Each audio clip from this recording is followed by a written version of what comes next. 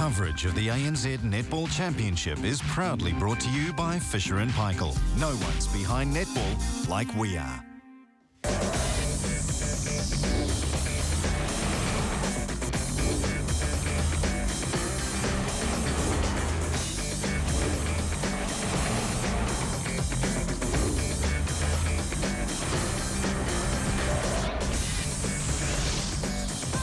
Robin has revealed the rightful finalists. The script's being written perfectly for a trans-Tasman tussle. It's the dream final, the best of New Zealand versus the best of Australia. Which country will snare first season bragging rights?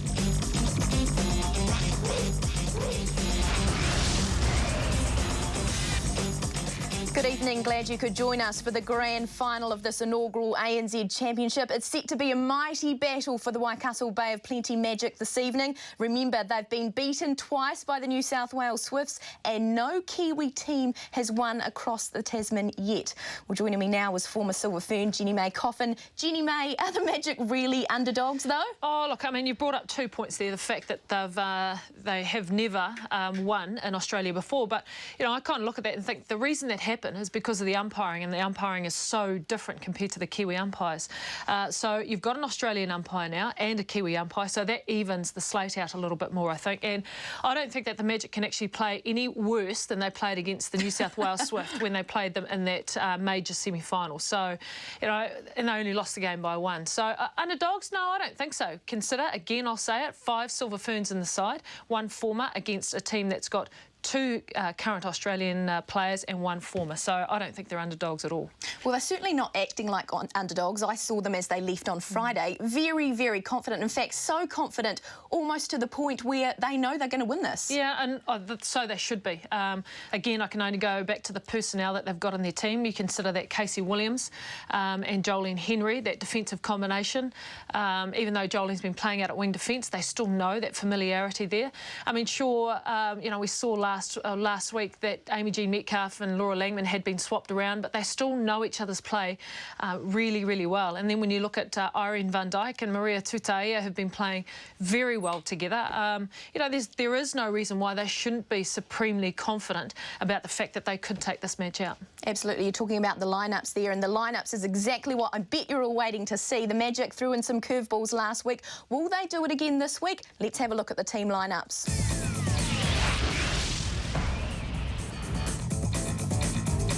The Swifts are going for the tried and true option for the final, starting with captain and Australian player Catherine Cox at goal shoot, with fellow international Susan Prattley at goal attack. Vanessa Ware takes the wing attack bib, with one of the most talked about middies in the competition, Kimberly Green at centre, and game breaker Selena Gilson in at wing defence. They weren't rated at the start of the season, but Kimberly Purcell in goal defence and Rebecca Bully at goal keep have made the national selectors take notice. Watch out for tall Adelaide Johnson coming off the bench, so playing it particularly safe is their coach, Julie Fitzgerald.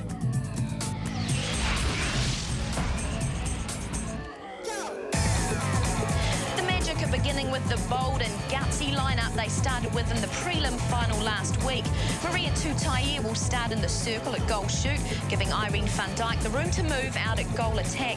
For just the second time this season, Nolene Todo is starting Laura Langman at wing attack instead of centre. That bib's been given to captain Amy Jean Metcalf, with Jolene Henry at wing defence. Jodie Todd gets the nod at goal defence, pairing up with lethal Silver Fern Casey Williams at goal keep. Helena Leith is the most likely to get a run off the bench, if there's an injury, that is. The coach, Nolene Todua. Well, Jenny May, Laura Langman in at wing attack again. Brave move. Is it to cover with Selena Gilson in there, do you think? Look, I think it's purely down to the fact that Amy Jean Metcalf is their _1 feeder into that circle. Now, you take her out of that wing attack position, you take away some of the attention that she's been given. She didn't play particularly well against the New South Wales Swifts when they met the first time. So Nolene Todua, I think, has actually done a fantastic job in making that decision. So Laura Langman, she's not the best feeder, but at least she'll take some of that attention contention, that leaves Amy Jean open just to feed all the ball that she likes into Irene and Maria. So, I mean, it's brave by Noeline, but she's a smart lady and she's done it for a reason. Irene van Dijk, again, is in at goal attack. But regardless of where Maria or Irene play, are the Swifts defenders up to it? Look, I don't think so. The pairing of Rebecca Bully and Kimberly Purcell, I was surprised at how well they actually played against Maria and Irene 2 weeks ago. But I think a lot of that defensive pressure you can put down to Selena Gilsoner, who put a heck of a lot of pressure onto Amy Jean Metcalf when she was playing wing attack. Now that we see that positional switch, I don't think the defence in the circle will be as effective as they were in that first game. OK, well, it's our very last winner of our Fisher and Paykel #1 fan competition today, and it's very fitting that our winner is from the Waikato. Congratulations, Kahu Moke. You have won a Fisher and Paykel bar fridge. But we can also announce our big overall winner, and the winner is Dame Steele from Invercargill. Bev Harvey is her real name. Congratulations, Bev. And this is her here. Have a look at that. She is one crazy fan down south. Jenny May from the Steel. You're a Steel player yourself. Classic. How good is that? Oh, look, Bev, big wave to Bev. Fantastic work. Look, she's absolutely crazy about the team. She was a big Sting fan, went to all the games of the Sting, but then when the Steel came around, her support was unwavering. So it's wonderful to see somebody like Bev really take out that competition. So well done. Yeah. Congratulations. Well, now it's time to get into the action. We're going to cross to Australia. Wing defence, Jolene Henry. Goal defence. Look at this atmosphere here in Acer Arena. Over 12,000 here to watch this game. Your commentators will be today Annie Sargent, Liz Ellis, and on the sideline, Eloise Selby-Halbish and Amanda Lucas. Bridget Tapini. And the coach is Noeline Tarua. And now, ladies and gentlemen, taking the court for the New South Wales Swifts tonight are goal shooter and captain, Catherine Cox. Listen to the response and get ready for a sea of red as Catherine Cox leads out the host team tonight, the New South Wales Swifts. Wing attack, Vanessa Ware. Centre, Kimberly Green. Wing defence, Selena Gilsonen. Goal defence, Kimberly Purcell. Goalkeeper, Rebecca Bully. And the substitutes are Erin Bell, Adelaide Johnson, Emma Costa, Tiffany Lincoln, and Leah Shaw. The coach is Julie Fitzgerald. And the umpires for tonight's game are Umpires for the match about to step forward. Sharon Kelly left of screen and Bronwyn Meek. Reserve umpire just across to the right, Jackie Deshari. So what an honour for them to be afforded the most competent in the competition. So great credit to them to be taking the court in the inaugural ANZ Championship Grand Final. Amy Jean Metcalf, the skipper for the Magic, as we mentioned, unassuming. Annie Greiner will deliver the ball to Kim Green for the start of this match. And that is apt. Kim Green, one of her heroes. She's just 8 years of old, comes from the Mossman Netball Club. And this probably will be one of the highlights of her life, delivering the ball to Kim Green, who will get us underway in the inaugural Grand Final. So the same two combatants, the same fierce rivals, but a new chapter and much more at stake. No New Zealand team has won so far in Australia in the ANZ Championship. Will this be the first? The Swifts think not. So the New South Wales Swifts sporting the red uniforms. With the first centre go straight to the post, and it sticks for the skipper. The Swifts are on the board. That's the first nerve settler. Casey Williams had a great stretch over Cox's shot then, so that pressure will remain all night. Cox will need to be on song. Centre penalty pass. Catherine Cox and Irene van Dijk each average 32 goals a game, so close attention will be paid to them, and they're both on the board. Van Dijk, the most accurate in the competition and second most prolific. The Swifts back play, Gilsonen assisting in attack. Purcell. Vanessa Ware. Cox on leads near side of the court. Magic is setting up a classic zone, diamond-shaped zone of defence. They're looking for the long cross-court ball or the high ball for Williams or Todd to come out of the circle and have a go at. Pratley too. Cool as you please. In fact, her partner was quoted in the Sydney papers today saying she's actually quite annoying how calm and collected she is in the lead up to the match, and she transfers that on court with her first shot. Tutaia hesitates, looks for Van Dijk, nearly caught unawares. But the Magic equalise. And that is the trend we expect to run right up until the last whistle. We would expect that with two sharp teams, both really sharp in the midcourt and sharp in the shooting department. That 1-2 between Tutaia and Van Dijk has developed across the season. We saw plenty of it last week in the semi-final against Thunderbirds. Tutaia came out of the circle and delivered the ball to Van Dijk. What a magnificent start from the shooters on court. No misses so far. No signs of early nerves. Both composed, both measured and steady. Error-free netball. While the shooting ends are fairly similar, the defensive lines aren't. The Swifts have started off a really tight man-on-man style of defence. As we see Rebecca Bully nearly pull off a miraculous intercept. Rebecca Bully discounted by the Vixens, told she wasn't required in 2008. What a pick-up for the Swifts. She's become the general at the back. And that was a great run, 1-2 between Bully and Purcell. Just tipped it down to a teammate, and Purcell ever ready. The Swifts are struggling to come through this zone, but they're showing plenty of patience, and that is what gets you through a zone. Erin Van Dijk, we've spoken of her prowess in shooting, but she's quite lethal through the middle defensively as well, so that a danger. Contact call goes against Vanessa Ware, and that's a turnover for the Magic. Quickly they're down court, two passes, and one too many. That last with too much on it through the hands of Laura Langman. We saw plenty of great passing like that from Magic last week, and you think to yourself, if they can do that for an entire game, they're unbeatable. But that's a really centimetre perfect style of play to have to play. Langman, of course, a little unfamiliar at wing attack. Advantage obstruction. Green to Ware. Nice timing in the Swifts forward line. Pratley positioned close to the post. That was a great delivery from Ware. She held on to it at the last second. Precision perfect in the Swifts forward line. And that's a dangerous way to get to Catherine Cox. She had a great hold and plenty of space behind her, but it's a gutsy move to go over Casey Williams. She's got an awesome vertical jump. They've scored the last three on the trot, the Swifts. They lead 5-2. Well, Casey Williams not only has walked away with the Holden Captiva Player of the Year award, so she's driving around in a beautiful luxury car. She leads most counts, deflections, intercepts, rebounds, and if that's not intimidating enough, she's quite high up in obstructions and contacts as well, so she's willing. But she's not keeping up with Catherine Cox early in this match. Great deception on the feed. They're out by 4. It was interesting looking at those year-long stats. The Swifts actually don't feature in many of them, including the bad ones. So it's interesting. Magic are quite high in good stats and bad stats. The Swifts have really, it's typical of their year. They've flown under the radar. They're under pressure on the centre pass. The Magic trail by 5. Across they go to Tutaia, who's now out on leads. Erin Van Dijk positioned close to the post. Takes that one comfortably, just waits for Bully to clear. So Van Dijk with all 3 of the Magic goals.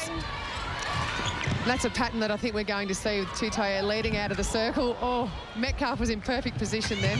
Well, she saw it, she knew what to do. She just lost her footing on the floor.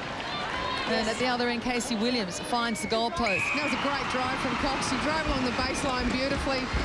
Williams was there, but also so was the post. Well, both running out of room, truth be told. Good praise from Catherine Cox this week for the bench. We just saw a shot of Leah Short and Erin Bell, who haven't been on court but been so supportive. Cox is home alone at the back of the post. She's out now on leads. Oh, great quick ball. Kimberly Green. What a season she's having at centre. Yeah, that was a great one too, and Cox will be cranky at herself that she didn't get her hands to that and pull it in. And now the mid-court press is set up by the New South Wales Swifts. They pack the middle. Gilsonen marshalling the troops. Yes. Kimberly Green stands out. That breaks the formation. Tutaia, Langman. That's on the ball. The call from Bronwyn Meeks. Well, it's no surprise that's exactly where the ball was going. And it's funny when Kimberly Purcell lands on top of Erin Van Dijk, it's like a mosquito landing on top of someone's arm. You've given her some nicknames this season. Oh, yeah. Well, someone did say to me this week that Erin Van Dijk is built like a Norfolk pine and Kimberly Purcell's like a toothpick. So It's an enthralling battle, though. Purcell is one of the more, shall we say, annoying defenders going around. She's worked so beautifully on just keeping the ball out. And then that was a beautiful pass delivery then into Cox. The Swifts are really mixing up their approach to the circle. Cox is coming out. Sometimes she's sitting back and holding. It's a tough one to pick up that pattern defensively. But plenty of room behind Casey Williams, and the Swifts are exploiting it. Nothing out the front for her to mow down. She loves to come out on the angles for the intercept. Magic bring one back. Nolian Tarua doesn't look perturbed. Very calm customer on the sideline. Well, this happened in the semi-final. Both teams swapped leads or swapped the lead, and both teams got out to reasonably good margins and ended up fairly tight. Just to the difference at half-time 2 weeks ago. Then the Swifts claimed the third quarter of the major semi-final. There was good retaliation from the Magic in the final quarter, but not quite enough to take the match. Well, that call then from Sharon Kelly telling Casey Williams that she was intimidating Cox, putting a hand in front of her eyes rather than at the ball. That's a tough one sometimes. Defensively, you sort of... Adelaide Johnson and Emma Costa on the bench moments ago. Watchful, ready to step in defence if needed. Bully looking to connect with Gilson and misunderstanding as Gilson breaks back onto the ball, and that's a turnover going Magic's way. Jolene Henry will take the sideline throw-in. There's been a couple of turnovers for both teams through the mid-court, so it just shows how effective that defence is from both sides. Tutaia, who's doing a lot of work outside the circle, freeing up the close-range work for Irene van Dijk. So whilst they have exchanged bibs, Van Dijk doing a lot of the post-shooting work. Van Dijk is almost just floating back into the circle. Tutaia's leading out, creating space for her. Letting her come in and set up the hold. Again, Catherine Cox home alone at the post. It's been a feature of the first quarter. Great vision by the Swifts feeders. And Catherine Cox sitting on 9 straight goals. She averages 80%. One of the most prolific in the competition, the 32-year-old having a spree at the start of this match. Oh, that was an unlucky call. Yes. I thought Rebecca Bully did a great job then. Moved her feet around, got her hands to the ball. Speaking of step ladders for that final try, really needed it then. She gave it all, but was still short. Quite a target, Irene van Dijk. Vanessa Ware asking for players to come forward, but Kim Green's into the rescue. Pratley working the moves in the circle. She's agile. Her timing is magnificent. And Todd, too late. Cox puts enough on it to bring it back. The Swifts out by 5. They lead 12-7. What a start from the home side. And that will be off Swifts defender. Yes. Rebecca Bully getting a piece of it. So the throw-in with Magic. Aaron van Dijk offering come in the front on hold. Yes. Quite trademark of her to have one arm tucked up. It's not really causing contact. It's just up and out of the way. The other arm on stretch, but I'm sure the umpires will keep an eye on it across the match. You're kidding, aren't you? She causes contact every time with that arm and does push with it, but to her credit, she does it so that the umpires just do not see it. So that's how she sets up her hold. I think that's why it wasn't doing too much then. She was within vision of Bronwyn Meeks. When she's on the offside, she might put it to better use. Pratley takes the Swifts to 13. Magic centre, Langman tries to find her way. It's a pausing call against Kim Green, who just dropped the shoulder. That's the interpretation from Bronwyn Meeks. Imogen Metcalf feeds it to Van Dijk. Oh, that was a great block from Rebecca Bully. Van Dijk does have a very low release of a shot for a tall girl, so her shot is very blockable if you can just time it right. Bully looked to have got a hand on the ball then too late.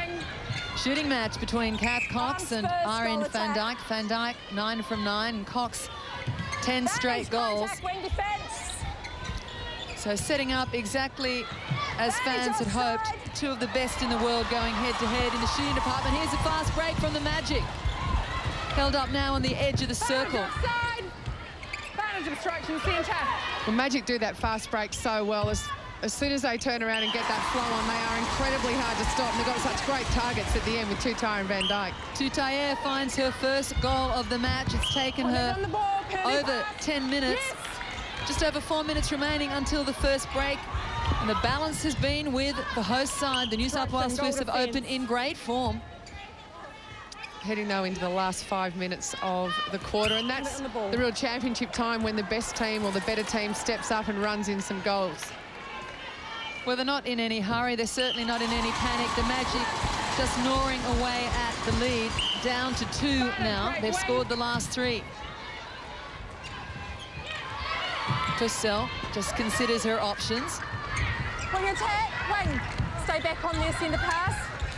Just a warning in back play you probably could hear from Bronwyn Meeks. She was addressing it to Laura Langman, who's trying to jump the centre and work defensively, and she just warned her to stay back on the opposing centre pass. It was acknowledged by Langman. Pratley goes to the post with Casey Williams out of play. She's off the mark too soon. Dejected expression on the face of Casey Williams. That is frustrating when She's that like happens. a naughty girl sent to the room. Well, there's some warm-up going on out the back. That's not unusual, though. Most teams will warm up their entire bench a few minutes out from the quarter, half and three-quarter time breaks. Defense, penalty pass. 3 the difference. Just under 3 minutes remaining in this first quarter. Advantage, contact and offside, wing. Well, the stadium is a pressure cooker, but there's a lid on this match as they quietly work each other out. Swifts getting out to a strong lead. Now it's back to 2 the difference. Vanessa Ware floats over the transverse line. The double play read well by Amy Jean Metcalf. She's been quite useful defensively, but that another great one in to Susan Pratley. Shooters applaud the vision. Great ball then from Kimberly Green, and the beauty of that was the Swifts backed up for everything, every crumb that came their way. And a nice reply at the other end from the Magic. Tutayer puts up her second shot. 15 plays 12. As time is called by Kim Green, by the look of it, received a cork. Yeah, she looks to have got a knock on her right leg. So Sean Mungovin is out taking care of her, getting his moment on television. Well, he works hard enough for it. Don't begrudge him that. This is true. A real asset in the medical staff for the New South Wales Swifts. Kimberly Green appears to have cork to the right quad, just above that right knee, so the ice pack goes on swiftly to the Swift centre. Just 22 years of age. Her opposing centre, Amy G. Metcalf, 34, so she's giving away a wealth of experience, but by gosh, she has made a name for herself and surely caught the eye of Australian selectors so far in this competition. You would think so, and I did hear a rumour that one of the reasons behind Laura Langman's move into wing attack was because she was shattered after her performance against Kimberly Green and felt that Green had got one over her, so it was initially meant to build up her confidence, get her back into that feeding role, and it has worked for them. Well, there's the nod from Sean Mungovin. She's right, he said, and sends her out.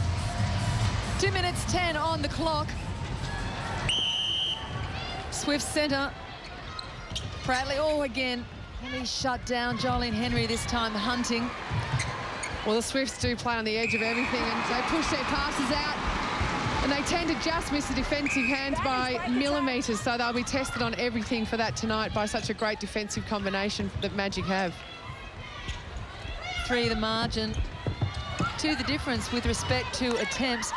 Brilliant shooting from both sides, particularly the Swifts. They're shooting at 100%, and the Magic a shabby 93%. That are big numbers for a match of this importance. Well, speaking of big numbers, Irene Van Dyke Contact centre. has had 12 from 12 at goal attack.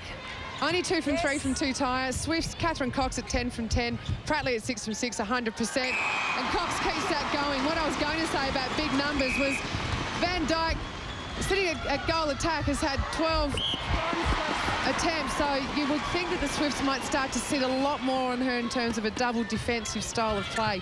Let Tutayer go out there and look for the ball. Laura Langman at wing defence doesn't have to do a lot of feeding and just expose there. Now that she's at wing attack, they need to be centimetre perfect. They need to be well read, and she just fired one in. Bully had the better position, so it's back in the Swifts' hands. Catherine Cox shooting at 100%, and that last shot, that long-range bomb, ought to be worth 3.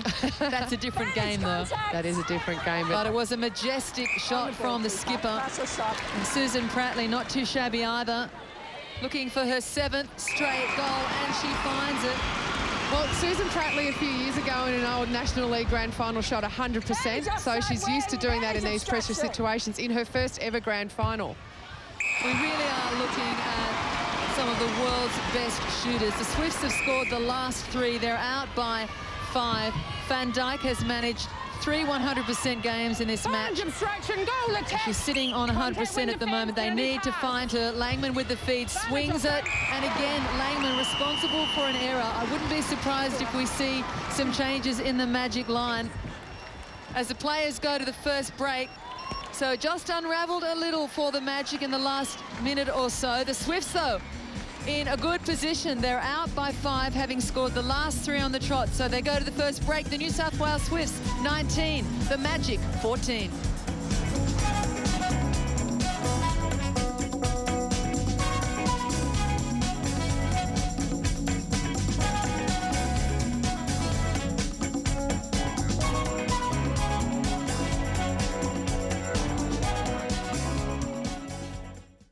To have and to hold. There's many a good tune played on an old fiddle, isn't that right, Liz? For better, for worse. Claire Peacock's been arrested. In sickness, in health. As long as you know I didn't do it. The minute I say to her I don't believe, then we're finished. To love and to cherish. You're a devious cow, you know that.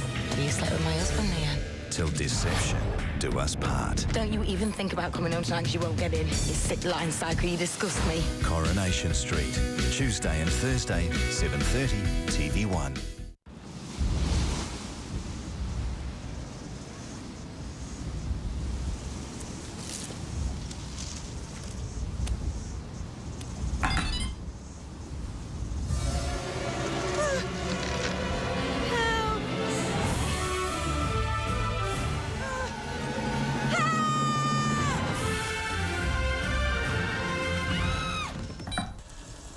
What did you expect? Elba just does what it should. If I won lotto, I'd go to Miami in a powerboat. I'd get one of those new CD player things. They're a bit like a tape deck, the tape recorder thing. Oh, I'd get Milli Vanilli to play live in my backyard.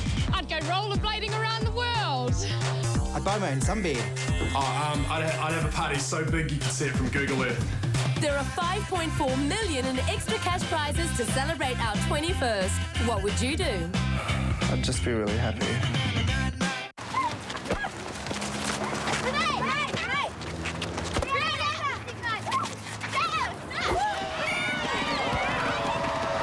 New World, local netball's biggest fans. I've got black and black or white and white. They don't make black and white together. I could just dip the bride in chocolate, though.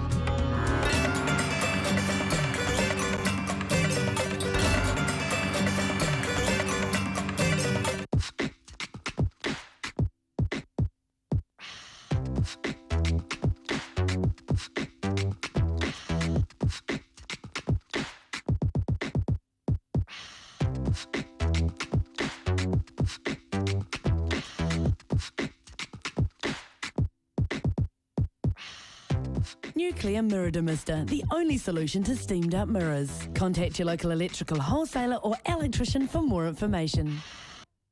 Feel good, good, feel good. Is a cough frustrating you or keeping you awake at night? Whether it's a dry or chesty cough, Duratusk works for coughs. Duratusk Dry Cough Liquid Fort relieves a stubborn dry cough, while Duratusk Chesty Cough Liquid Regular helps clear a chesty cough. Duratusk cough liquids are ideal for the whole family, including children from 2 years old. Plus, they're sugar, lactose and gluten-free. Duratusk works for coughs. Available only at pharmacies. Feel good. Health news for New Zealanders.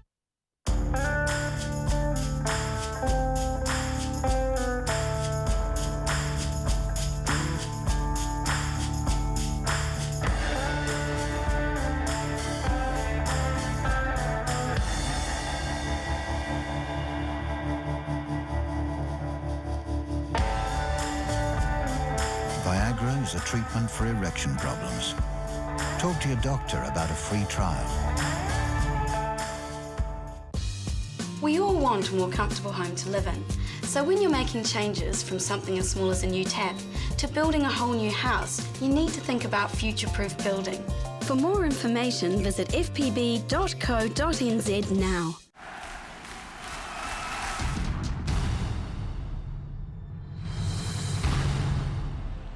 My most memorable Olympic moment would have to be Nigel Avery at the 2000 Sydney Olympics.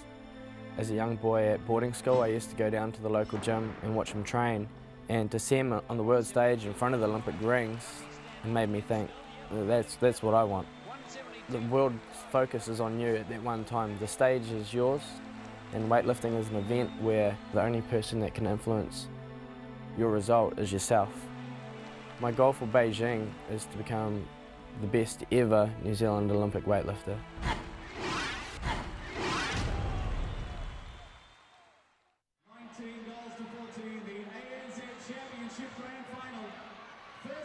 Teams 100% for Swifts, 93% for Magic.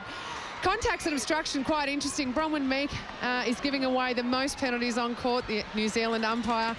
Looked like in that first semi-final that the umpiring end had a fair bit of say about where penalties came from, and the turnovers, interestingly, 6-3. Magic given away 6. Of the 6 that they've given away, 4 have come from Laura Langman.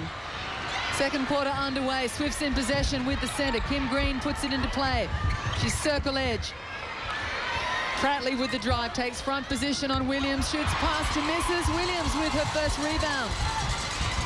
Well, Magic are the best rebounding team in the competition. I think Casey Williams is first and Iron Van Dyke is third, but there's been nothing for them to pick up tonight. Laura Langman can't take a trick. That one went through her hands, so another error against her name.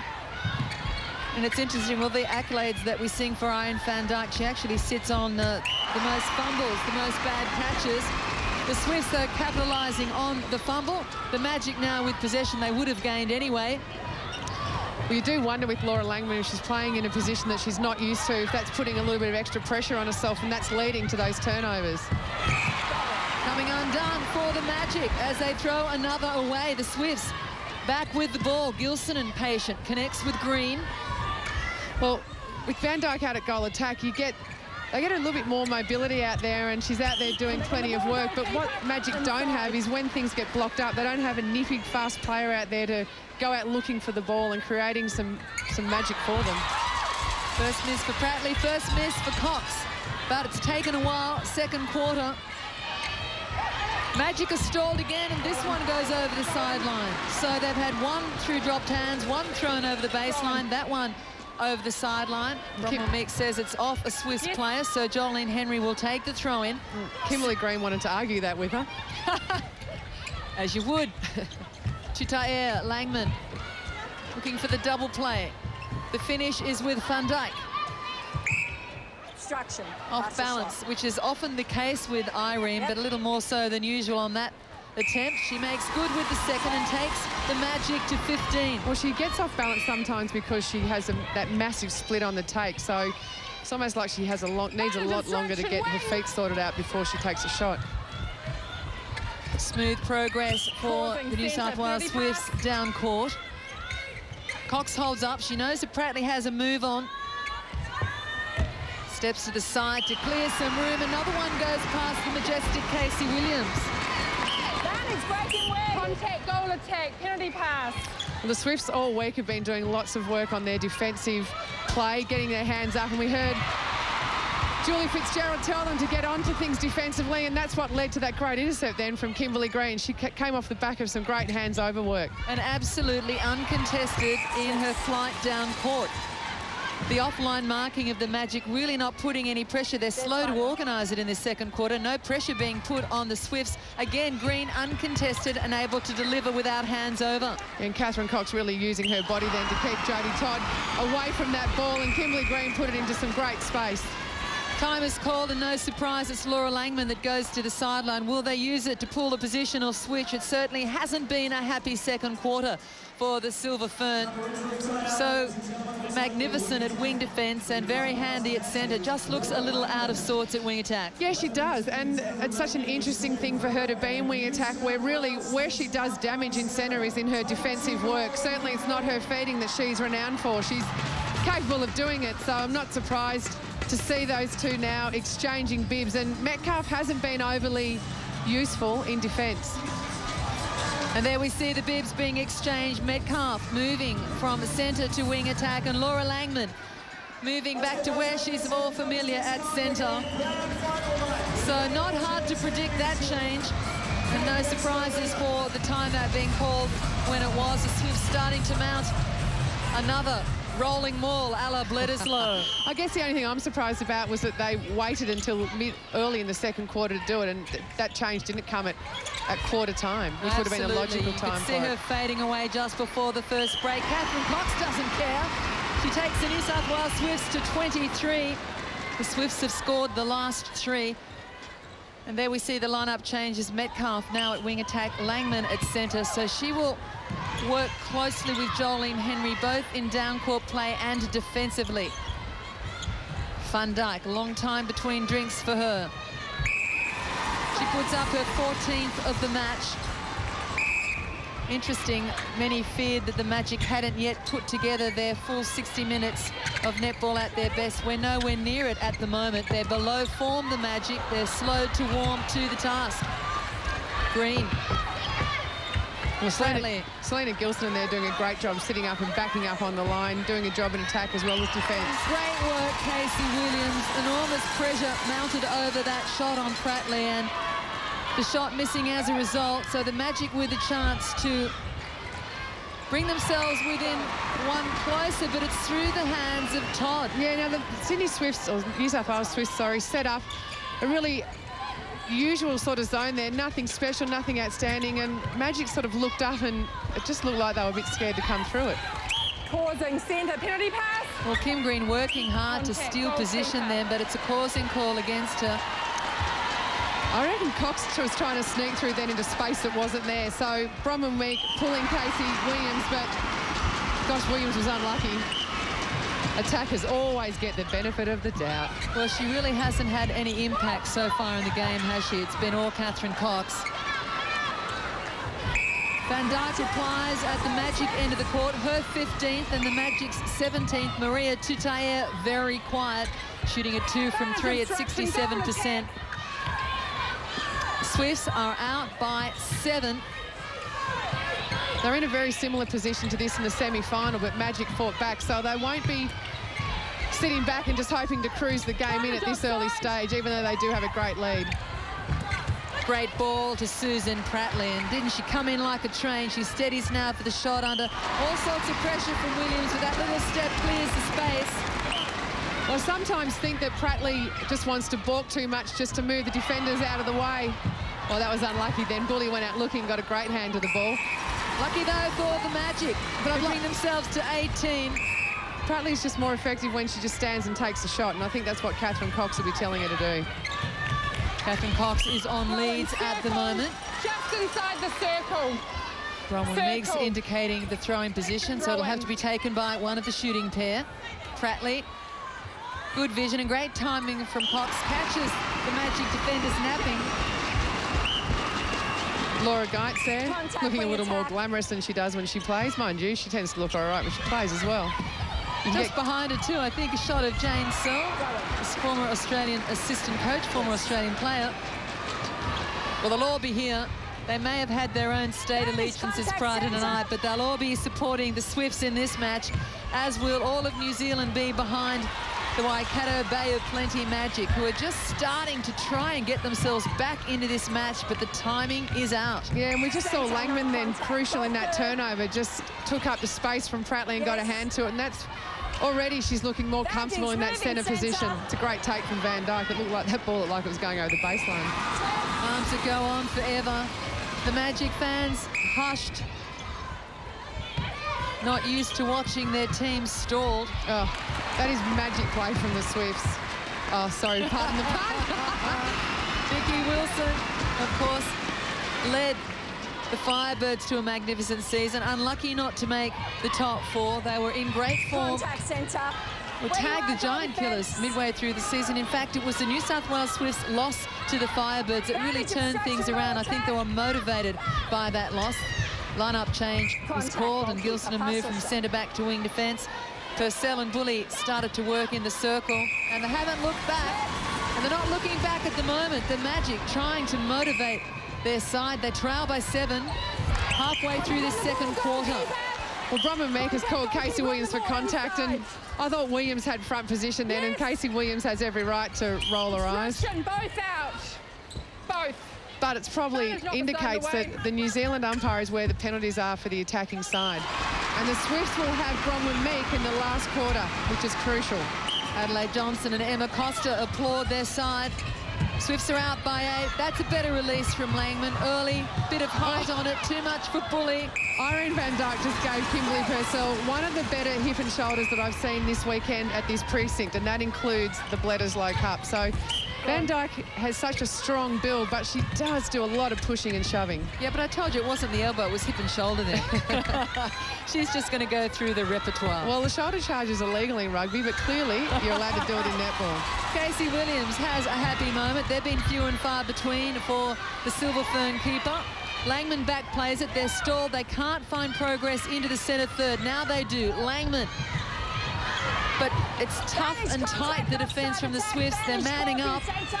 Good take, though, from Van Dyke, who just rolls the ankle but steadies. Great shot from the Silver Fern shooter. Well, that's the danger that Van Dyke runs when she does that huge split. She doesn't really know where she's going to land it. Good ball to Metcalf. Stepping from Tutaye, who stumbled over Bully, who hit the deck. An unfortunate call for her. The Magic were just starting to get on a roll. They've scored the last 2. Well, Bully then looked like she had that intercept for all the way covered for all intents and purposes and lost her footing at the last second. Well, the Magic defenders now starting to retreat off the Swift shooters for fear of the penalty. So it's a really negative way to play, and we're used to seeing Williams coming out and stealing the intercept. Yeah, I'd like to see her do a little more of that.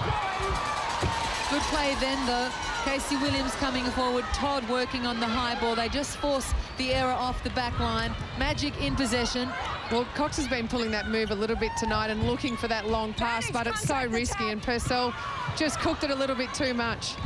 Vanish contact centre. Again, a great take from Van Dyke, a good stretch and haul, and she brings Magic up to 23. Well, Cox went out, created the space, and it's Jodie Todd that came through and contested that ball, and that's where the turnover came. But the pass probably came in from Purcell a little too late. Yeah, it's good clean work, though, from Jodie Todd. It was the post, really, that got in Cox's way more than anything. Where you are, shooter. Tutaye with a long-range penalty. Purcell out of play. Thinks about it, but drops, and the Magic hit 24. They've scored the last couple. Well, Tutaye is a great shooter from long range, and it's unusual to see her just dishing the ball off so often. Casey Williams, front position, first the ball. Neither will retreat, and they take each other through the signage and under help the each other stands. That's and both of them, all they want to know is, what's your call, Bronwyn Meeks? And that is great commitment and a toss-up. We never Second see one that. only of the competition, I think. The second one only of 2008. It's not usually in the umpire's repertoire. And I'm not sure whether that was for equal possession or great sliding into the signage, but they were given equal measure by Bronwyn Meeks, and the Swifts get the better of it. Well, there's only been one toss-up won by Andrea Gilmore from the West Coast Fever this year, and no one clearly won that one. The Swifts hit 30, and listen to the crowd. Asa Arena is going off. The Magic trying to stay in this race. That's a great ball to Van Dyke. Turned Van Dyke and the Swifts defenders. Good close shot. She won't miss from there. And she brings up number 20, Irene Van Dyke. The most prolific on court, just one more than Catherine Cox. The difference is 5. And whilst the Swifts are leading this race, it's a bit of a marathon, and I still think the end's unpredictable. It is. And that deserved to be finished. It was a great take from Vanessa Ware, who just threw and hoped and found a captain. Now, when you were looking at those stats, did it put the Falcon down against Catherine Cox that we so loved? It didn't, actually. Have to have a word. Now, I reckon Irene Van Dyke is contacting there. She's pushing in as Tutaye's taking a shot, so perhaps that's a little bit of karma. Well, you and Sharon Kelly both. That was the call. So possession back with the Swifts. Gilsonen decides they could do with holding up and reorganising the forward line. Catherine Cox balks the jump on Williams and draws a miss. Williams, though, with the rebound. She's starting to come to life. It's taken all of 28 minutes, but Casey Williams starting to make her mark in this match. Well, Jolene Henry, too, has been quiet. She has. Casey Williams is doing a great job just getting up and forcing Cox and Prattley to balk on the shot, which is unusual for Cox in particular. She likes the rhythm. Romelda Aitken, another onlooker in the crowd, one of the stars of this ANZ Championship, and we've just had official word. The crowd attendance tonight, 12,099. Now, they were hoping to beat the world record, which is 14,339, set in 2004 here at Acer Arena. That was an international. That was, sorry, Anna, that was an interesting call from Sharon Kelly. She's pulled Jolene Henry for putting her elbow up as she took the ball, and clearly she did, but that's something that generally goes unnoticed. So Henry just needs to maybe keep her temper in check, perhaps, as on that take. How ironic, though, many thinking that the Trans-Tasman influence may show bias. If anything, Bromwell Meeks particularly hard on the New Zealand defenders. Magic centre. They trail by 4, a minute out from half-time. The feet a little fragile on Maria Tutaia, but she comes up with the goal and she brings them back to 5 down. 32 plays 27. Lightning ball from Kimberly Green to Cox, and Cox, wonderful reading of the break from Prattley. She puts a dodge on the baseline, and the understanding so obvious then between the shooting pair. Little step back from Prattley, and the Swifts hit 33, out by 6. They led by 5 at the first break. So this one running goal for goal. The Magic getting into the game more. Accuracy resting with the Magic at 93%. Irene van Dijk hasn't missed a shot yet, and she's the only one on court with a perfect record, and 22 shots from 22 attempts before half-time is a little ominous. I'd like to see the Swifts defenders sit back a lot more on Van Dijk, and maybe other players like Gilson and Green make it a lot harder for Van Dijk to get into the circle. Langman getting underneath Green. She draws the contact. Todd, too, is out of play. Cox steps to the side. She adds another to the Swifts total before the half-time whistle. Oh, Langman lets it go. I thought she might have risked holding it. Will time deny them? Seconds still counting. No, they can't go to the post. And an emergency whistle comes from the reserve umpire, Jackie Deshari, to signal the end of that second period. It actually ran a couple of seconds over time, but it doesn't bother the New South Wales Swifts. They take the quarter by 1, and they go to the half-time break leading the Magic by 6. The New South Wales Swifts 34 lead the Magic 28. Stay with us, we'll be back after the break.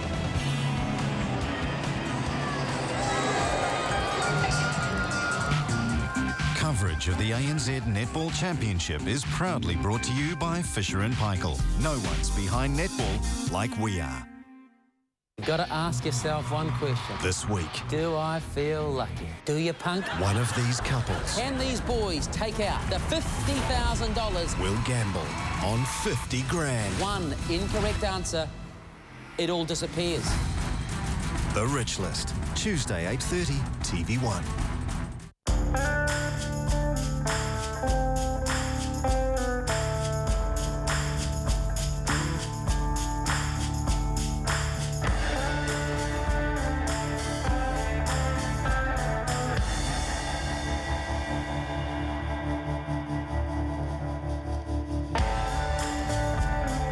Viagra is a treatment for erection problems.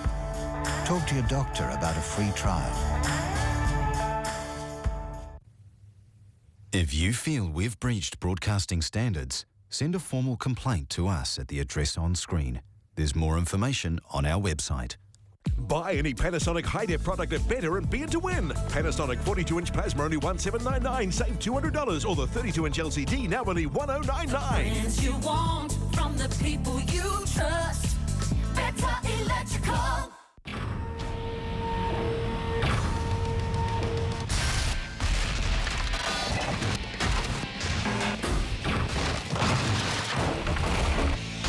New Holden Colorado. Powerful turbo diesel with 3-ton towing capacity on 4x4. Tough is a new name. Holden Colorado. You know there's nothing that I wouldn't do when it comes to doing stuff for you. There ain't no mountain high enough, it's true. True, true, true, true, true.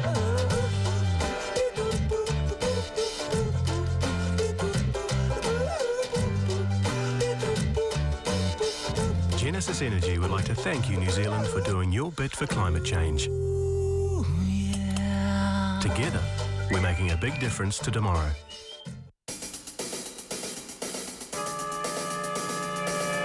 Play Big Wednesday this week and you could win an Aston Martin V8 Vantage and this Audi Q7, plus $2 million. So grab your Big Wednesday ticket today. Each bottle of Yakult contains 6.5 billion beneficial bacteria, and not just any bacteria, the Shirota strain, named after our founder, Dr. Shirota, in 1935. If you're looking for the genuine article, look for this symbol and this name. Yakult, everybody, every day.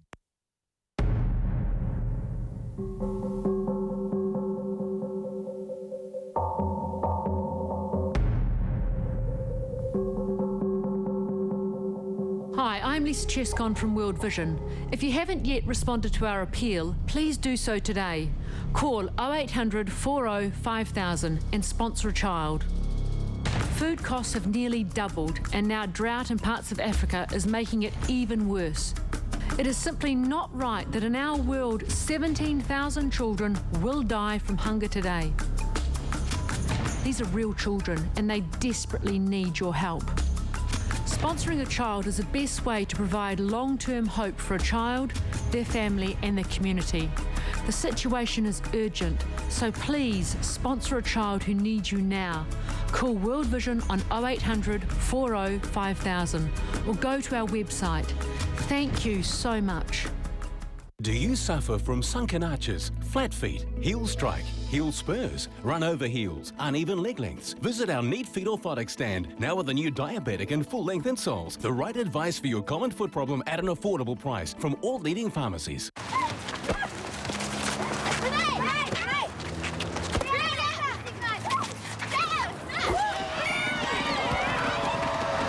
New World, local netball's biggest fans.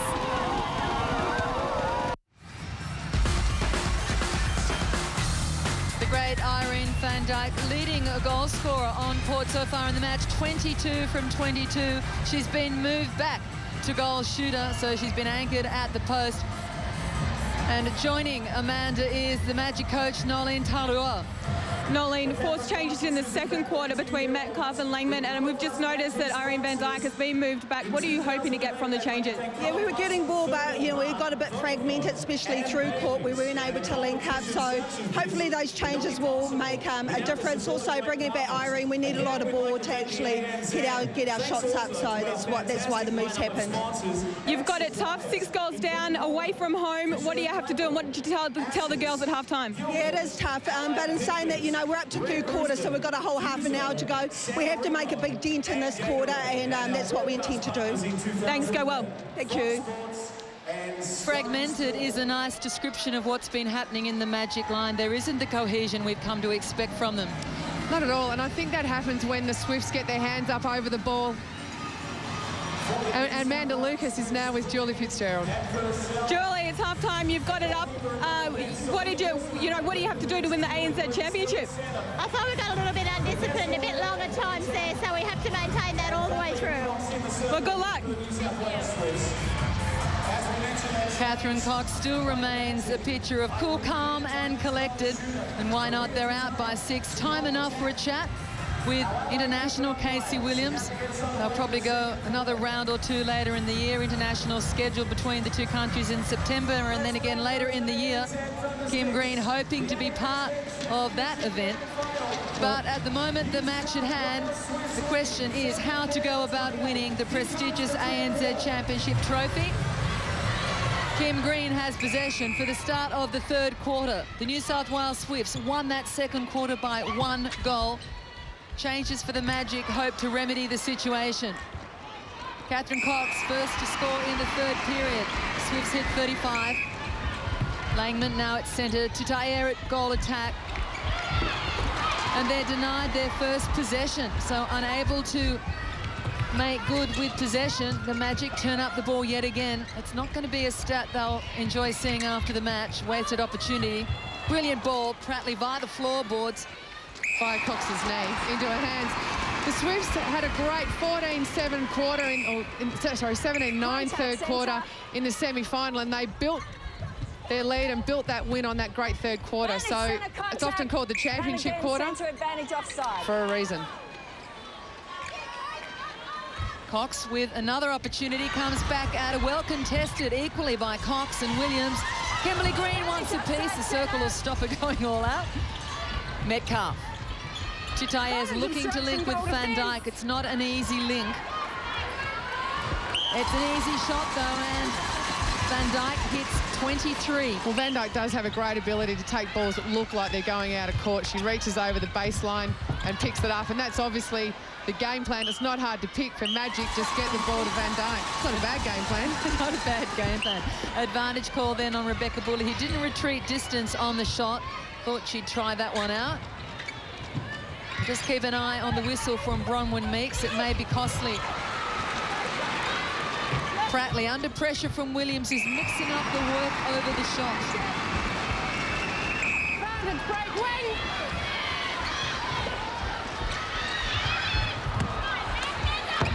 Van Dijk adds another 25. And she's relaxed. Well, the ball is coming to Van Dijk really easily. So Purcell and Bulley need to think of another strategy. Well, I guess you have to ask a similar question as we did in the second quarter. Why the delay in changing Metcalf and Langman? Why didn't it come sooner? I ask the same of the shooting duo. Yeah, and there's no real answer to that. Nolene Tyrrell-Barnett sat with that combination for the last couple of games of the last few rounds and then into the semis, and it seems to have worked for them, but it takes Van Dijk out of the scoring zone, which is where she's so effective. Great shot then of the ANZ Championship trophy. I'm just concerned. I think Out of court, both out. It was said that the Bledisloe Cup holds about 35, 37 cans of beer, and I'm wondering how many champagne flutes are held in that ANZ Championship trophy. And the design, stunning as it is, I don't think it's going to hold fluid. It's a worry. It's a leaky old trophy, that one. Clearly not designed by the players. Absolutely a beautiful piece of hardware. Will be in the hands of one of these captains, either Catherine Cox or Amy Jean Metcalf. One of the few misses, and there is the hardware, the ANZ Championship trophy. I'm not sure where the champagne will go. So Phil Kearns will probably be sticking with his concept of the Bledisloe Cup, and we'll enjoy that one. It'll be in hand soon enough. Both teams finding ways to spoil opportunities. The difference is 6. Well, Metcalf then saw the Swifts defender's eyes down and thought she could get a sneaky little ball over their heads, but Van Dijk also had her eyes down. Contact, top of the circle. Penalty is set at the top of the circle. Cox puts on the hold. You could throw a tissue over all 4. Cox comes up with the ball and the goal. The Swifts take it to 39, out by 7. Well, Cox and Prattley do set such great screens for each other, and they can do it in a really small space, so that makes it really difficult to get around and defend. They swing it cross court. They're looking for Van Dijk. It was a low-flying missile. It was, and I'm still standing by my assertion that Van Dijk stands there and uses her hips and does not get pulled for it. She pushed Bulley right out of the way. Then I'd like to see Rebecca Bulley start to push back. Just let her know she's in the contest. How can it be, though, so many penalties called in the last quarter of the game at Bronwyn Meeks' end of the court, but something like that not seen? Yeah, well, you know, I spent a whole career wondering that, but I'll stop whinging. Yeah, now would be a good time. Yeah, exactly. And Metcalf tries the quick release to Van Dijk. Good pressure over the ball, and the Swifts come up with possession. Magnificent defence mounted. As we look at the rebound statistic, which is quite imbalanced. It is 6-1, and it took a while for Magic to get on board with the rebounds because there were none. But as soon as the misses came up with Cox... Oh, turnover there. Jodie Todd comes up with the intercept. Yeah, Purcell just stepped on then and took all the space for herself.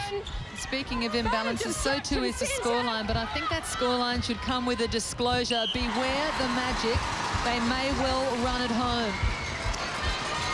Maria Tutaia starting to come to life now that she's forward. She actually was interviewed during the week, and she said she prefers the forward position. Feels like she's got more room to move.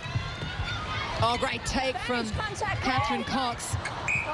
Anchored the landed foot and threw everything into the catch. She's got good position held for rebound, and the offload is available for Prattley.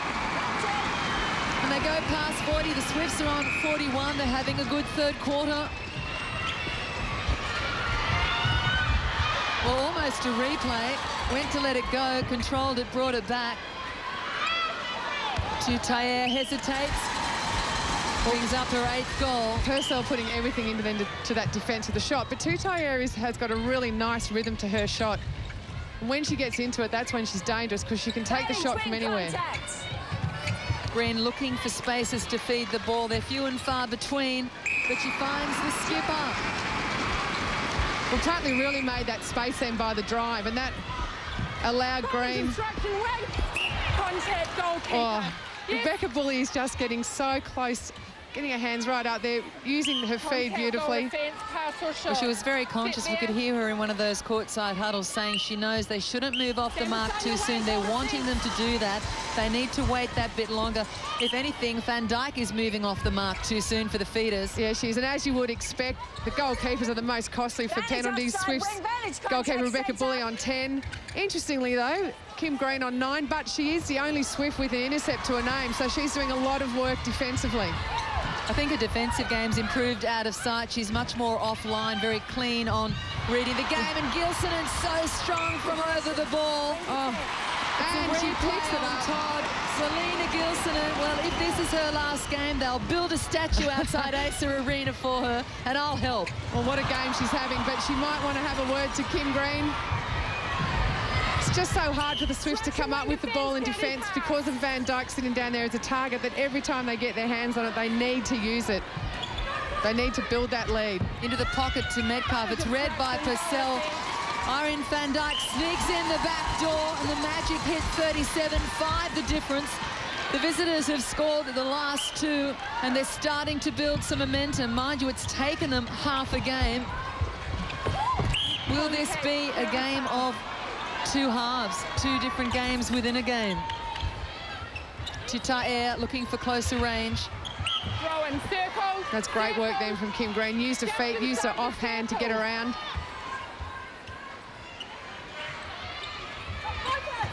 Quick ball into Van Dijk.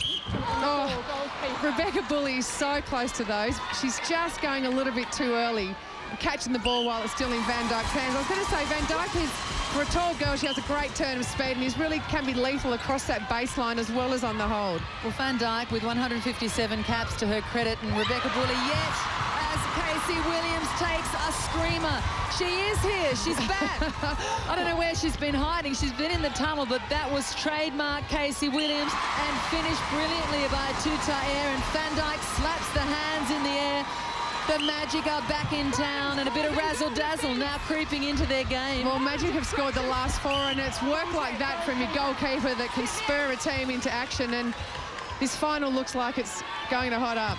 Well, I was about to say, Rebecca Bully, yet to play an international, has played on Van Dijk before. It was for the Australian 21s in a lead-up match to the Com Games, and she's such a gorgeous creature, Rebecca Bully. She said that Irene Van Dijk actually slapped her on the back at one point in the game, and she figures it's because she felt sorry for her. There'll be none of that in this match.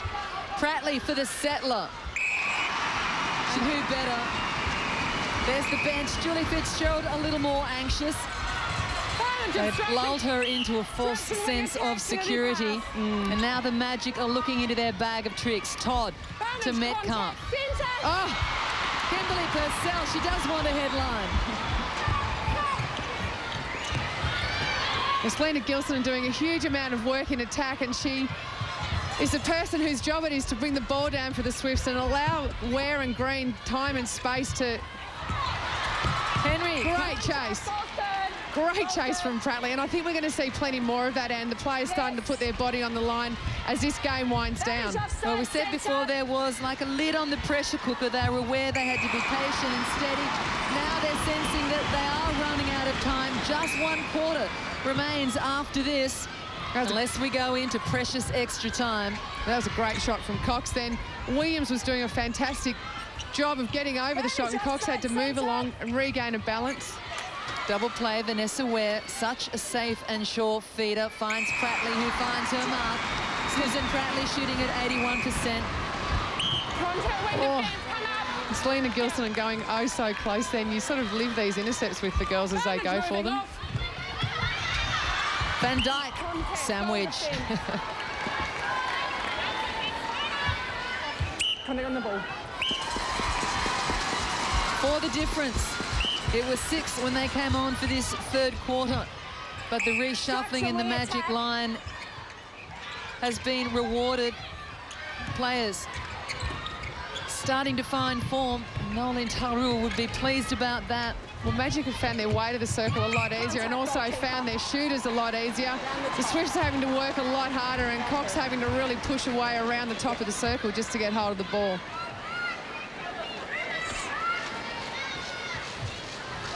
To the post she goes, as she should. Catherine Cox in magnificent form, leads by example. Oh, an unlucky one. She tried to bounce to regain possession. It's off the foot. Well, Vanessa Ware did all the work then, got a hand to it. Looked like Henry was just doing enough work to pick it up and it just had a fumble at the end. Out by 5. Catherine Cox pirouettes, top of the circle. Lovely ball. Vanessa Ware again, instrumental in finding the space. Cox have presented beautifully then, but she turned around and clapped Vanessa Ware for looking beyond her to what was behind her. It's probably that level of confidence that she gets from a captain that has allowed someone like Vanessa Ware to do exactly that. Absolutely sensational take by Vanessa Ware. Off balance, backwards, takes it, lands it to the skipper, one of the unsung heroes of this Swifts line, young Vanessa Ware, just 23 years of age. Well, she's been instrumental in the last few minutes, has forced a turnover and delivered 2 great feeds to her shooters. Sharon Kelly having plenty to say to Jolene Henry there, and Jolene Henry is no stranger to having the umpires tell her to button it. Oh, Gilson again gets a handle. Try to play though, and Langman takes the penalty. Pass or shot closer to the post. Irene van Dijk will do the honours. Purcell is out. 6 the difference, back where they started when they took the court at after half time. So they're running goal for goal. The Magic though getting as close as 2. Just couldn't hold, couldn't keep the pressure on. Yes. Vantage offside centre. Pratley then having a real good look at the centre court as she walked up and used that couple of seconds that she got retrieving the ball to set up a play. Magnificent crowd enjoying this spectacle. Some of the world's best netballers locked in trans-Tasman battle. Contact, Metcalf holds a nice space on the circle edge. Van Dijk juggles. Well, I think I'd be surprised if she went to the post in a balanced manner. It's trademark for her, isn't it, to be turning and offline. She actually walks in on the shot often, takes a big step in. Strong hold from Catherine Cox. Strong stance, but Williams too strong on the rebound. Oh, she looks for the drive, but Cox is there, and she won't give her a centimetre. What Williams did well then was just jump a number of times and not break a distance. That's a really tough thing to do, because what you want to do is run in. Langman did well to run that down. It was an untidy approach to the Magic circle. Van Dijk, though, makes it look good with the finish, and they're back to trail by 5, centre to follow. Into the final minute until 3/4 time, an important section for the Magic. Time enough to get a couple up. They catch Rebecca Bully with her head down. Another low missile. Well, Metcalf delivered a number of balls like that into Van Dijk last week in that preliminary final against the Thunderbirds. So the Swifts are on notice that that's what she's looking for, to have the defender's eyes down and deliver that low, hard ball. 3 on the trot for the Magic. They'll be looking to stop the Swifts on this one. Williams hesitates. Up they go for the rebound. Oh, it's off the keeper. Throw in played quickly by Catherine Cox. And Cox set up a beautiful screen then for Pratley. Again, put in by Vanessa Ware. She is having a blinder, the young Swifts wing attack. Well, Sharon Kelly letting plenty go there on the contest and the ball, and that's what's going to happen in the last quarter. Well, the Swifts hit the half century just before the whistle that signals 3/4 time. 5 the difference. They're not done yet, though, but the New South Wales Swifts with a little bit of a breathing space on the Magic. It's 50 plays 45. Back after the break.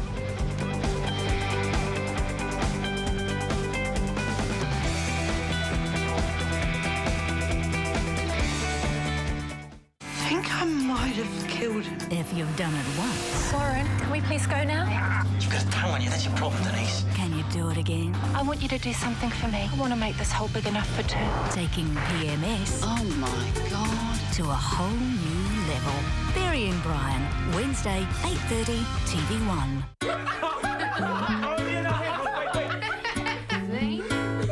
I got wind. W for 4, I for 1, and N for 1. That's 8. Are you sure about that, baby?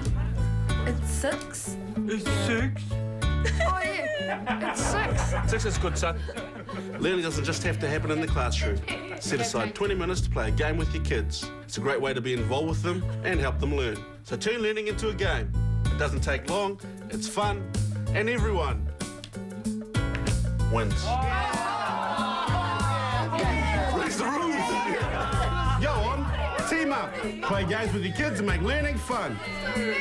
Do you suffer from sunken arches, flat feet, heel strike, heel spurs, run over heels, uneven leg lengths? Visit our Neat Feet Orthotic stand, now with the new diabetic and full-length insoles. The right advice for your common foot problem at an affordable price from all leading pharmacies. Most jobs require more than one A-frame ladder. How'd you like to own a ladder that gives you 24 different sizes? Well, check this out. It's the Transformer ladder. It solves the problem you have of storing and transporting large ladders, but don't be fooled by its compactness. It's still a ladder that fits your needs. The secret is it has the ability to telescope. Now stop at any rung, you get a different size ladder. Now with a conventional A-frame ladder, you get one size and one size only. With the Transformer ladder though, we've shown you 4 different sizes in one. Now if you ever had to work on a staircase with a ladder, you know it can be downright dangerous. With the Transformer ladder, though, you can adjust it on either side. So now you can work on staircases, sloping surfaces, even ramps in a very, very safe manner. With the Transformer ladder, you can adjust it onto an almost 90-degree angle, so now you can get right up close to your work and into those tight spots. The Transformer ladder far exceeds all Australian and New Zealand safety standards for ladders. Now, if you need a longer ladder, simply release the 2 lock tabs and walk the ladder out. Notice how they automatically lock into place. Now this will give us the equivalent of a 5.2 metre lean-to extension ladder. That'll reach a 2nd-storey window on a 2-storey structure. Now right when you thought you'd seen it all, out comes the insert. Now this turns into a 1.2 metre trestle. Now turn this piece here around and lock these 2 lock tabs into place. Now we wind up with 2 1.2 metre trestles. With the aid of a scaffolding plank, you will now have the advantage of your very own time-saving, portable scaffolding system. Now, if you want to cover a longer area, simply use a longer plank. If it's up too high, simply put it on the rungs down below. They all line up perfectly. Now, I've got one more thing to show you, and then we're done. It's an important accessory to our ladder. It's a work platform.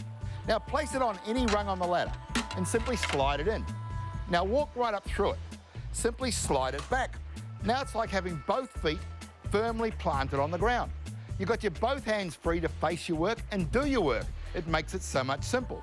One thing you won't get, though, is aching ankles and arches from standing on those rungs all day. Now, most people get more than one work platform. You have one to stand on here, and you put the other one up here for those important things like your tools or your cup of tea. Now, I want you to think about what I've shown you here today. I've shown you 24 different sizes of ladder, all in one portable, compact, easy-to-use unit. The Transformer ladder replaces 3 regular ladders that could cost you over $1,200. But here today, we've worked out a very special offer for the viewers.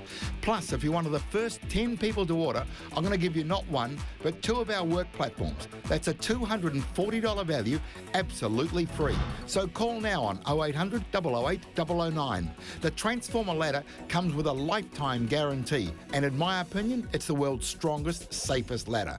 For what we're getting down here, we might have to wear them a bit more, wear them on your 3 foot. Yeah, so wear them a bit more, we're going to take the body in there. Okay? Really get your angles. If you're going out there, you go out there strong to get the ball. Yeah, really sharp angles. Cut. We're nearly there, girls. Got to break it through. Nolene Tarua telling her troops, you're nearly there, girls. Work the angles, work the cuts, wear them. Eloise Southby-Halbish, what's the news at the other end of the court? Well, Julie Fitzgerald was actually quite relaxed. She went to her defenders and said, we'll go for everything, leave no stone unturned in this last quarter to win the championship. And to her centre court players, she said, make sure you keep driving. She wants full court driving all the way through this quarter. Well, 15 minutes until we find out who will be the inaugural ANZ Championship trophy holders. Will it be the New South Wales Swifts? Will it be the Waikato Bay of Plenty Magic? The hopes of Australia and New Zealand divided on this one.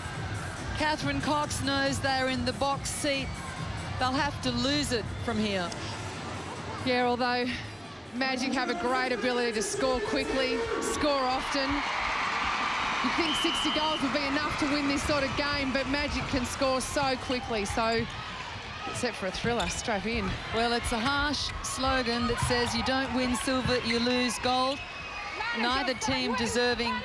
Both have been magnificent. Susan Prattley leaps high for the first take, and so does Casey Williams. She doesn't have anywhere to land it, draws the penalty, and she's insisting on urgent delivery of the ball. Yeah, a woman on a mission. She's pumped, and you don't often see that from her. She's a pretty laid-back character. Wasn't laid back last week in the prelim final against the Thunderbirds. She threw everything into that, particularly in the final quarter. So another disclosure. Beware Casey Williams as the Magic, the first to score in the third quarter. Centre to follow. They trail by 4. Langman to Taer, who started the game at goal shooter, and Van Dijk, who started forward at goal attack. Magic, sideline.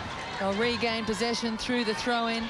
It's a great tip from Gilson, and the Swifts' defensive line would have it just in their minds that when Van Dijk is out of the circle with the ball in her hands, you want to put plenty of pressure on everyone around her. Van Dijk was open behind to Taer, but they went by the closer of the two shooters. Rebecca Bully trying to talk Sharon Kelly into changing her mind. Oh, well, we don't often see it. Quite legal. The crowd boos. Some of them would never have seen it. Quite legitimate. We saw the defence sag back and pay attention to Van Dijk. Clever work from Maria Tutayer, who used the post, allowed the ball to land, then regathered. Gutsy move to pull in a grand final when you're down by 4. Now 3. So she really did use the head, Maria Tutayer. But it's moves like that that can pull it back for a team and get everyone pumped up and going. And it's shots like that that can do the same thing. Absolutely. She will not be put off her mission. Metcalf snatched by Van Dijk. Van Dijk started in the top of the circle. Despite Bully's best efforts, rolled back to the post. She just makes up so much space with that split. Prattley fights her way around Jolene Henry, who's now moved back to goal defence and teams up with Williams, who takes another sensational intercept. Nicola Pettit has come on at wing defence for the Magic, so we've seen changes in their back line. Nolene Taurua has pulled every move possible to try and salvage this game. Vanish contact centre. Just made it over the fingertips of Purcell. Van Dijk remains on 100%. That is her 38th goal of the match. Casey Williams, absolutely splendid in defence, gave them that opportunity. Well, Cox and Prattley need to remember that Williams is so good in the air. You just can't put those balls up and allow her to be in there. Oh, lucky call. That was an offside call. Irene Van Dijk absolutely hammered on the take. Nolene Taurua gets to her feet. She doesn't like it. I love it. I'm sorry. All shackles are off. I'm a Swift at heart. Vanessa Ware to Prattley. Gilson and Kim Green tries to work the front cut on Langman and has to put a bit in on the way. Both teams really flirting with pushing their way through for the ball. Oh, from the ground goes Casey Williams. Oh, and Casey Williams ripped off again, I reckon. She's had a brilliant, brilliant go at that. Yes. I actually thought she might have gone from playing at it from the ground, which would have been a fairer decision, but she's gone on the contact. Swifts out by 3. Cox shooting at 86%. 32 of the Swifts goals credited to her, and Prattley at 80%. Well, Vanessa Ware links with Cox. In the semi-final, Cox had 41 goals, so she's sitting fairly pretty to sort of hit that mark again. Prattley was pretty quiet in that game, only had 16 goals, but already she's surpassed that, and they're sharing the effort more this time around and scoring more goals. The bench signalling to the on-court players for the Swifts. Contact, goalkeeper. Well, flirting with the short pass ruling then, Langman and Van Dijk. Langman flirting then with the rule that says that you must allow the out-of-play player to set up. The drop short, now the turnover, Van Dijk with a piece of defence. She's caught on the far sideline, sprints down past Sharon Kelly. Yes! Tries again, fully out. Well, it's toing and throwing, and it's magnificent in the contest. It is. Irene Van Dijk then did a great job not to go offside, got a hand to the ball, allowed a teammate to collect it and stayed onside but off court. Well, Catherine Cox said during the week, don't expect it to be pretty netball. It may get ugly. This is what she meant. This is not pretty netball, but it's tough and it's hard fought, and that's what it's going to take to win this title as Cox adds another and the Swifts go out by 5. The Swifts are in the box seat. They've got that 5-goal buffer. They've also got a mid-court and a front line who have played with precision all year. Williams goes down in back play. Pratley with a quick double play with Ware. Goalkeeper. Insult to injury for Williams, who just got herself up off the floor.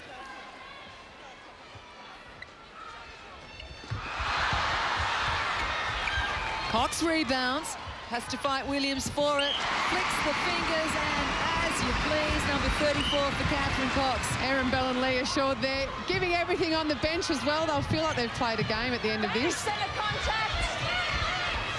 Langman fights for circle edge position. Tutaye missed the last shot, and this one comes back at her. This is what the Swifts defensive line are wanting. You want to make Maria Tutaye take the shot. She's not had the chance to get into a rhythm by scoring a lot of goals early, so make her take the pressure ones now. Oh, good deception from Susan Pratley. They were displaying great patience. She looked as if it would go out to a feeder, swung it into the leader. It's a great shot from Cox. Julie Fitzgerald just lets out a breath. She can't believe what she's watching. Well, perhaps she finally understands that 12,000 people are going to drown out her voice. And another, same as the other. The Swifts have scored the last 6 on the trot. They've taken the total to 57.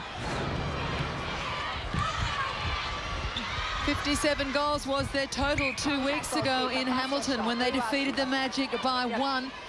Catherine Cox, as you mentioned, on a 41-goal spree at 87%. Van Dijk having her first miss of the game. So impressive to get into the last quarter of a grand final, having shot 39 goals or 38 goals before you have your first miss. They set the penalty eventually, and the Magic hit 50. They trail by 7. Have they got the heart and the spirit to come back? Van Dijk at 98%. Tutaye at 73%. Kind of obstruction away. Double play being so often utilised in the circle for the Swifts. The Swifts 58. Surely, Julie Fitzgerald says, surely that is a winning margin. You'd hope so, but with 7.5 minutes to go, stranger things have happened on a netball court. So the coach will be saying, or wanting to say to her team, wing defence. Don't put the covers on, don't stop. Wait for her. Yep. Gilsonen takes the penalty. Sorry, Gilsonen steps out of play for the penalty. Purcell almost takes the intercept. Advantage offside centre. Stray ball, no man's land, misunderstanding in the Magic line. Well, it's no surprise that Selena Gilsonen picked that up. Contact shooter. She's been around the circle edge, scavenging for everything. Gilsonen to Green. Vanessa Ware offers. Just behind her comes Pratley. Offers aplenty in the Swifts forward line. Everybody willing to help the other. It's a full team effort by the girls in red. Magic with the turnover. They need 4 turnovers and sweet conversions off possession to do it. And a little bit of luck, and that's what's not going their way at the moment. So often the ball isn't swinging to them. Advantage obstruction. Keeper, contact. Goes against Rebecca Bully. Tutaye offloads the penalty to Van Dijk. Yep. Goal defence. And Kimberly Purcell smiling then. Yep. Van Dijk back straight back into her butt. Gets the call. Purcell probably started to lean into Van Dijk then, and that's what Sharon Kelly saw was that second movement. Cox on leads. Into the pocket to Green they go. Pratley holds strong, but Jolene Henry pushes her off a mark. Well, Jolene Henry looks to have come into the circle and been told to be a bit of an enforcer, get in there and push her way around, and she's done that the last few plays. So Pratley will have to stand up to that because it's not going to ease in the next 5.5 minutes. Casey Williams not happy. It was a magnificent display of athleticism. That wasn't from Henry, but the jump over the shot was beautifully executed. Obstruction was the call. Up they go to Van Dijk. Just over 5 minutes. The Magic hit 52. They trail by 7.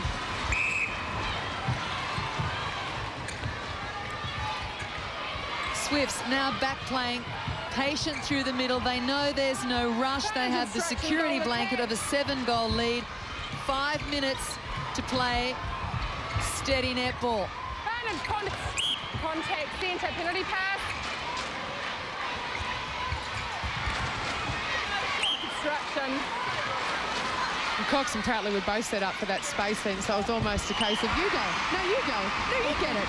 Well, they've gone and they've hit 60. Selena Gilson has done a great job off the line in the centre passes. Has really cut off Metcalf's lead to the ball and has made it hard for Magic to find their captain and playmaker off the centre pass. Goal defence, contact, pass or shot. I look at that picture and I see the height of Van Dijk and Tutair, and I still have to wonder how two smaller, less experienced players have made it so hard for international grades. I guess they're both used to playing that holding sort of style of shooting, so Magic don't have the speed of a little goal attack like a Pratley or a McMahon to get out there and get the ball and bring it back to the shooter. Defense, penalty pass. Ella, we've had you on the sideline. It's been so busy and not much time to get to you. What's the feeling like courtside? Is this done and dusted for the Swifts? Well, it's never over until the end of the final whistle, but I think the Swifts are looking the goods. They just seem quite composed in the way they're attacking the ball, so just got to make sure they keep possession over the next couple of minutes. Well, I think the clock and misfortune will defeat the Magic. They knew they needed to bring their A game. It hasn't been their A game. We've seen patches of brilliance, but patches won't do it because there's been few chinks in the armour of the New South Wales Swifts as Catherine Cox has a look at it, leans out of it, fires another. Just like the other 38 she shot. Oh, just in superb form. What a season she's had. We spoke about how she reinvented herself last season. I think vintage best from the skipper. Look at the bench. Tiff Lincoln, Emma Costa to the left. Adelaide Johnson. Tiff Lincoln and Erin Bell haven't received any court time this year, yet they're the ones who are screaming the loudest. And that's what you want from your bench players. They're part of the team. It's a full team effort. But they've had some great scrimmages at training, and that's what the Swifts have relied on. They say their in-house training is as tough as you can get on the world stage, and that's what they look to hone their skills, and it would appear it's done the trick. Julie Fitzgerald knows they have it in the bag. Out by 9, centre to follow. Just under 2.5 minutes remaining. Who would have thought, and they know that many of the punters wrote them off as grand finalists or title contenders. Many hoped they'd make the playoffs. In their heart of hearts, they too are possibly surprised. It's been an absolutely sensational season. Well, as much as I love the Swifts, Sadie, I would never have picked them to be leading in the end of a grand final with 2 minutes to go by 11 points. So I think they've stunned everybody except for themselves. That self-belief has been there all year and has been backed up by a massive work effort. And right until the last, they continue to razzle-dazzle. Oh, that wasn't dazzling. That was pretty ugly, and Catherine Cox on the receiving end. She's slow to get to her feet. Well, I don't think she will be when she's within reach of that trophy. No, she's a bit ginger on it, but there's no way, as a captain, having had such a fine season and a fine game, that she'll be coming off. She could have broken her leg then and she'd stay on. The Magic. No, they've lost this title, but continue to add to their total or to attempt to. Great deception from Amy Metcalf. Just misplaced it by a couple of centimetres. They'll go again through the throw-in. Van Dijk looking to take the Magic to 55. 10 the difference. Who would have thought? Well, Kath Cox is quoted in the paper as saying that she would like to be a few in the last few minutes to enjoy it, but she didn't think that would happen. So be careful what you wish for. She's got it. I just stole a look and I can tell you there's a big fat smile on her face. Not so Bully and Purcell, who just continue to work right up into the end. The Magic hit 56. Catherine Cox cannot wipe the smile off her face. She's still got work to do. 35 seconds still on the clock. Well, she reckons she never looks at the scoreboard, but I think tonight she knows. She's had a sneaky peek. Somebody's told her. You are leading by a healthy margin and you will claim the trophy. That one of the prettier passages from the Magic, again destroyed, denied, this time Kimberly Purcell. Well, the toothpick has had her day. Well, I don't know what the headline will be. Hopefully not toothpick, but she may well feature. And I think all the fans that have left Canberra and the Bulldogs from ANZ Stadium and come to watch the ANZ Championships, they will be delighted. Listen to the thundersticks. There's a sea of red surrounding them. And there's glorious red on court as the New South Wales Swifts, against expectations, host and take out the inaugural ANZ Championship. Catherine Cox and Kimberly Green embrace gracious gestures from Irene van Dijk and Maria Tutaer. Beautiful pictures here from Asa Arena, close enough to a world record netball crowd. Certainly one of the greatest spectacles the sport has ever seen. Gilsonen, has it been her last game? Annie, I reckon it has, and I don't think she'll be the only retiree. I got the impression, speaking to Nolene Tyrrell Barnett before the game, that perhaps there might be some announcements from some Magic's players, but Gilsonen, that emotion says to me that that's it, and what a great game to finish on. Well, I'm sure the Sydney fans thought last year was sensational, the Swifts winning the domestic National League. And now they've fought them off from across the Tasman. Catherine Cox can't keep back the tears. Julie Fitzgerald too, overwrought with emotion. As she should be. Such a lead-up, such a fantastic fairy tale for them. And we're not denying the hard work that's gone into that fairy tale, but the pictures tell the story. Well, they should be excited. They started the year as a potential outsider in terms of the finals, but not to be. 15-11, they took that final quarter, just one in it in the second and third. The Magic, as you would expect, quite shattered. Not so, though, the skipper of the New South Wales Swifts, Catherine Cox, joins Eloise Southby-Halbish. Catherine Cox, you're very emotional right now. What a win by your girls. I can't even speak. Oh. Just tell us what's the year been, because a lot of people rode you off early and you have been a tight-knit group and you've pulled it out today with a glorious win. Yeah, a lot of people have asked us what it is about the Swifts this year, and genuinely just a very, very happy team. And I said to the girls before the start of the game, there's not 11 other people that I'd rather be here with right now. Well, you can just see you're so emotional. Your fantastic game yourself. How did you prepare yourself? I knew you had a lot of baking during the week that you were doing at home with Liz Ellis. Now tell us, were you relaxed? Were you thinking about the game, or were you trying to keep it as normal? We've been pretty calm for most of the weeks in lead up to the game, so we didn't want to change too much. We're better when we're just relaxed and enjoying what we're doing, so this week was no different. Obviously, you do your tactical side of the game, but try not to think about it too much other than that and just enjoying it. And the Magic kept coming at you. They put in a great performance. They just didn't let it die for the whole game. When did you think you had it? Did you look up at that scoreboard? Because I know you never do. I did look at the scoreboard. I couldn't help myself. I looked up with about 4 minutes left and saw that we had a healthy margin, which still makes me nervous against a side like Magic. They're a star-studded lineup and you know that they're going to fight right to the end, and they did. And your defence end, fantastic. You lost 2 defenders this year, but the 2 girls that played today and Selena Gilson at wing defence, what a magnificent effort. They're saying it all. Our defence end has just been incredible, and, you know, absolute full court effort, every single person on the court tonight, but the girls on the bench have been fantastic and scream their guts out from start to finish, and they get us over the line every week. Well, what a fantastic win. It's on Australian soil, the first ANZ Championship, so well done to you and the girls. Go back and celebrate. I will now, can breathe, thank you. A standing ovation for the New South Wales Swifts champions, the first ever champions. They've written their names into the history books of the ANZ Championship. Spare a thought, of course, for the Magic Nolene Taurua. Picture of disappointment, but I'm sure gracious enough to acknowledge the better team on the day, as would their captain, Amy Jean Metcalf. You're behind the whole game, but look, geez, you put in a top effort. You've got to hold your heads high. Yeah, I think for a lot of the match we were just chasing, and we did put in a good effort in patches, but you know, the Swifts are a great side and they thoroughly deserve that win. Easier question to ask than answer, but off the top of your head, what went wrong?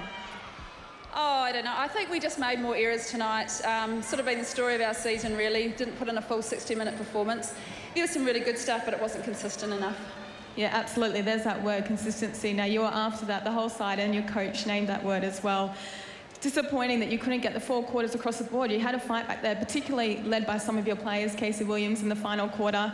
You just got to get that consistency under the belt though, don't you? Oh, you do, but you know, again, the Swifts are a good side, and I think they put a lot of pressure on us throughout the court, both on attack and defence, so, you know, credit to them. The question at the start of the game was, what line would you throw on? Yourself at centre or wing attack, along with Langman. You were forced to change in the second quarter, as well as Irene Van Dyke going back to goal shooter. The changes did work. You had better access with the ball into the goal circle.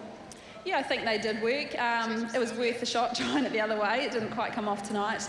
But we had lots of options to try, and we used them all tonight. Well, on behalf of the crowd, fantastic season, the Magic. Hold your heads up high. We enjoyed your brilliant display of netball.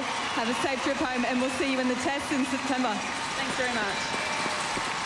Jenny May, the Swifts just completely outclassed the Magic, didn't they? They were just up a level. Look, I'm really disappointed with the way that Magic came out and played that game. I think Amy Jean Metcalf, the captain, said it best. She said, we've been inconsistent all season. That's exactly what happened to them tonight. But when you consider that lineup of 5 Silver Ferns, incredibly disappointed, and I would say that Ruth Aitken should be a very, very worried coach come time for the Silver Ferns against Australia. Well, 5 of that team are starting players for the Ferns. Catherine Cox, I mean, she started brilliantly, and just what a leader out on court she was. Yeah, she was. She was a fantastic leader, and I'd expect her to take that into the Australian series. But look, players that stood out for me, Selena Gilsonen had an outstanding game, as I would have expected from her, and also Kimberly Green, who I would imagine Norma Plummer, the Australian coach, is looking at her saying, look, we need this kid in our team. So, you know, a couple of them stood up. Interestingly enough for me, Vanessa Ware, who was the wing attack, nobody talked about her. You didn't even see her during the game, but she did exactly what she needed to do during this game. So, you